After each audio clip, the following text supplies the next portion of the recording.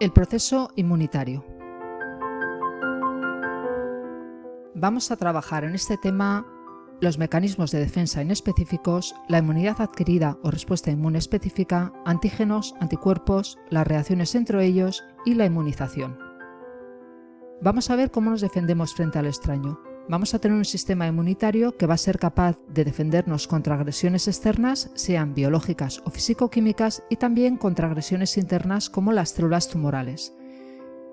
Ya las bacterias y las plantas disponen de barreras físico-químicas. Los animales invertebrados, además de ellas, disponen de un sistema inmune innato, y los animales vertebrados hemos desarrollado además un sistema inmune adaptativo, es decir, sistema inmune innato con sus barreras primarias, las barreras secundarias, células, sustancias químicas, humoral, y el adaptativo con la parte celular, linfocitos T, linfocitos B, más esa respuesta humoral.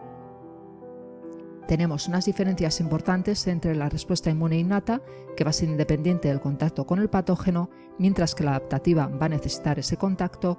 La innata va a ser una respuesta inmediata, la adaptativa tardará 3-4 días. La innata no será específica del patógeno particular, la adaptativa va a ser específica contra ese patógeno y además nos va a proporcionar una memoria inmunológica, cosa que la innata no va a poder hacerlo. La inmunidad innata o respuesta inmune inespecífica va a consistir en una serie de mecanismos de defensa que van a actuar sobre cualquier tipo de microorganismo y la vamos a conseguir según hacemos desde el momento del nacimiento. Disponemos de unas barreras primarias de defensa que van a intentar evitar la entrada del patógeno en el organismo. Aquí tenemos, en general, más o menos las que son. Van a ser, por lo tanto, una primera línea defensiva que va a ser inespecífica. Tendremos la piel, que gracias a su grosor, a sus descamaciones, queratinización, las secreciones de las glándulas que va a tener, la microbiota normal de la cual dispone, escamas, plumas, pelos. También tenemos secreciones de las mucosas, de las aberturas naturales de los organismos. Los microorganismos van a quedar atrapados en el mucus que ellas fabrican y además, si disponemos de los cilios, por ejemplo, del epitelio respiratorio, la tos y los estornudos, estará muy bien para poderlos detener y eliminarlos. Además, tendríamos enzimas como la lisocima que hay en la saliva, en las lágrimas y en el mucus de las fosas nasales y la espermina también del semen. Y dispondremos también de otras secreciones como las ácidas del epitelio vaginal o la estomacal. Además, no nos olvidemos de la microbiota normal del intestino. Estas primeras barreras que vamos a tener a veces son sobrepasadas por nuestros microorganismos y entonces necesitaremos de un sistema inmune con su segunda línea defensiva, con ya una barrera activa, no pasiva como esta, o incluso a veces de una tercera barrera que ya va a pertenecer al sistema inmune adaptativo. Como vemos aquí, las respuestas inmunitarias innatas van a estar relacionadas con las adaptativas a través de estas citocinas, citoquinas, de estas sustancias químicas, de tal forma que podamos dar una buena respuesta junto a los microorganismos. Las barreras secundarias se pondrán en marcha una vez de que los patógenos hayan logrado atravesar esas primeras barreras. Aquí nos encontraremos con proteínas, con células asesinas o células fagocíticas y vamos a conseguir dar una respuesta inflamatoria. Las citocinas o citoquinas son las proteínas que van a actuar como mediadores químicos y que van a regular la respuesta inmune específica y la respuesta inflamatoria. Dentro de ellas, las más importantes van a ser las interleucinas, fabricadas por los leucocitos.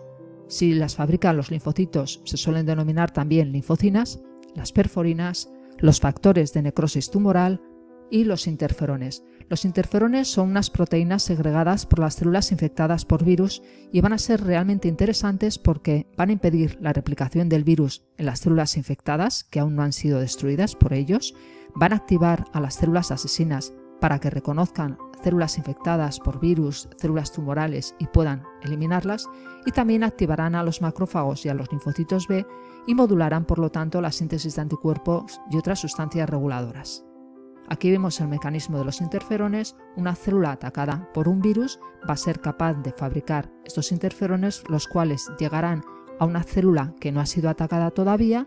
Esta célula será capaz de fabricar proteínas antivirales y si es atacada por el virus, va a encontrarse que con esas proteínas va a destruir rápidamente el material genético del virus, bloqueando por lo tanto la replicación viral.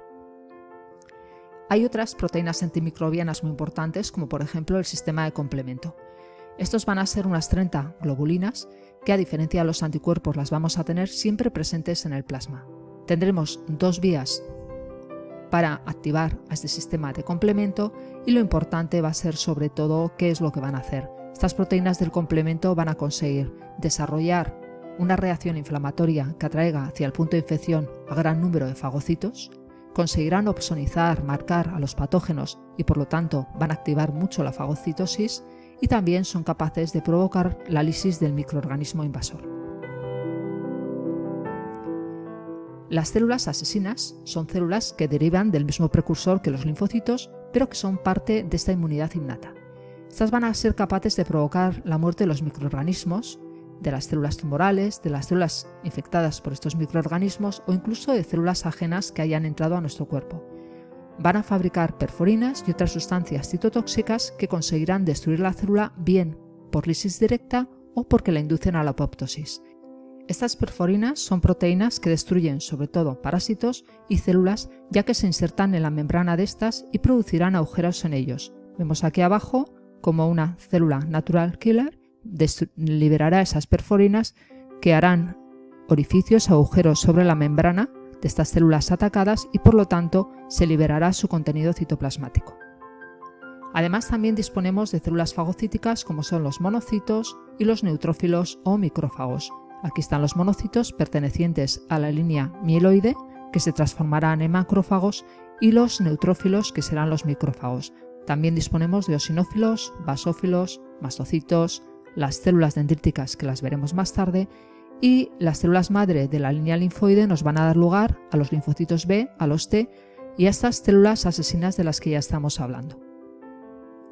Esta línea mieloide va a tener un movimiento ameboide en general y capacidad fagocítica dependiendo de cada una de las células.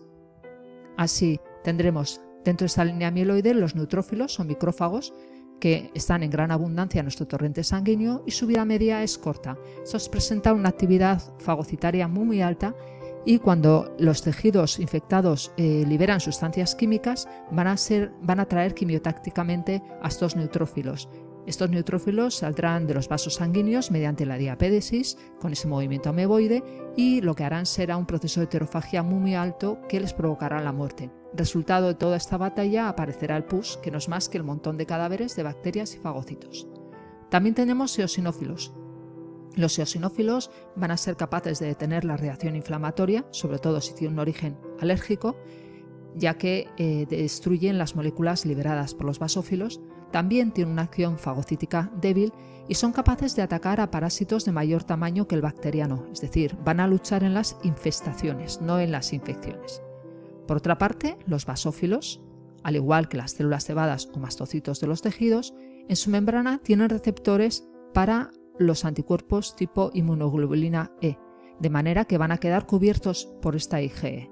Cuando estos se unen a un antígeno específico, entonces se liberarán las sustancias vasoactivas, histamina, serotonina, otras sustancias que van a dar lugar a los procesos alérgicos y a la respuesta inflamatoria.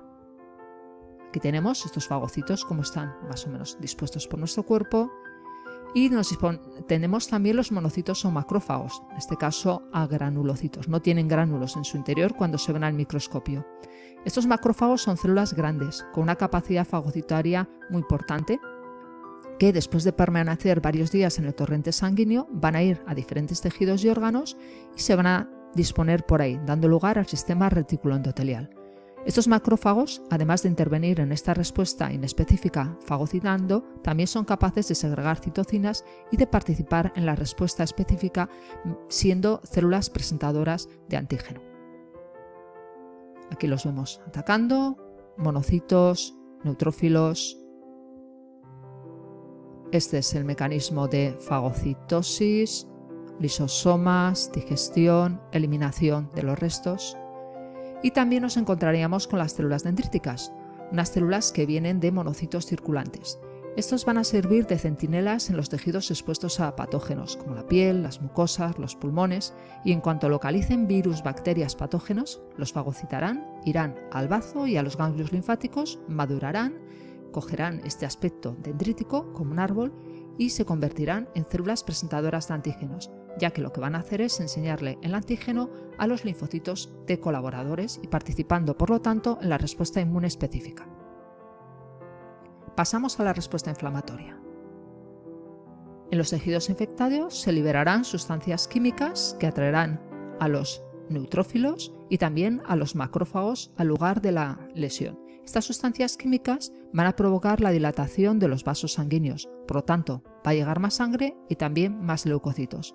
Aquí vemos a estos mastocitos que son capaces de liberar estas sustancias químicas. Vemos aquí también a los neutrófilos que cuando el vaso sanguíneo consigue aumentar la permeabilidad, saldrá plasma y por lo tanto también los neutrófilos por diapédesis con gran facilidad.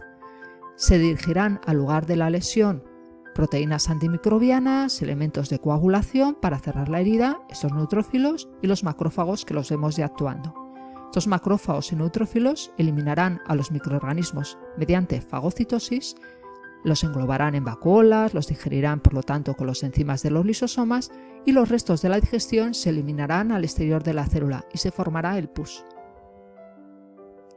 Si lo repasamos un poco todo, veremos por lo tanto, tenemos una barrera primaria que cuando es sobrepasada, la piel, secreciones, microbiota, se consiguen invadir los tejidos. Entonces entra en marcha nuestra barrera secundaria. Estamos dentro de los mecanismos de defensa inespecíficos, innatos.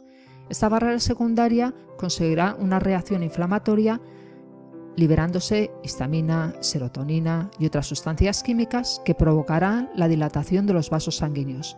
Al dilatarse los vasos sanguíneos vemos enrojecimiento y calor. Además también se consigue con esas sustancias incrementar la permeabilidad de los capilares.